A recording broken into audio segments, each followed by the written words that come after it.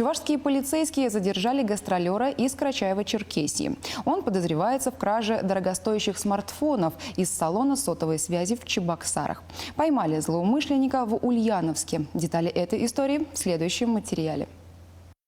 Днем 17 сентября в салоне сотовой связи торгового центра по проспекту Тракторостроителей в Чебоксарах была совершена кража 3 дорогостоящих смартфонов.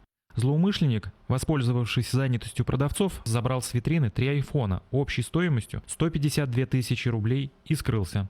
Работники торговой точки поняли, что их обокрали, когда увидели опустевшую полку. О случившемся сообщили в полицию. Сотрудники уголовного розыска установили, сразу после совершения кражи злоумышленник на машине отправился в сторону Ульяновска. И уже на следующий день после совершения преступления он был задержан в этом городе чувашскими полицейскими. Любителем чужих айфонов оказался 29-летний, ранее судимый за хищение огнестрельного оружия, житель Карачаева-Черкесии. Подозреваемого доставили в Чебоксары для дальнейшего разбирательства.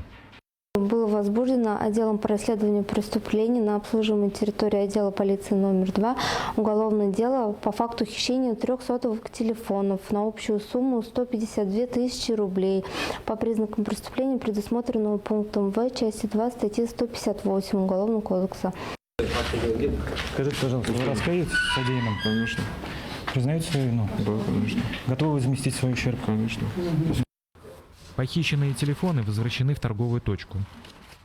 Хочу сказать огромное спасибо сотрудникам полиции, которые оперативно сработали в данной ситуации, нашли наши айфоны и вернули их нам. Расследование уголовного дела продолжается. Злоумышленнику грозит наказание в виде лишения свободы на срок до 5 лет.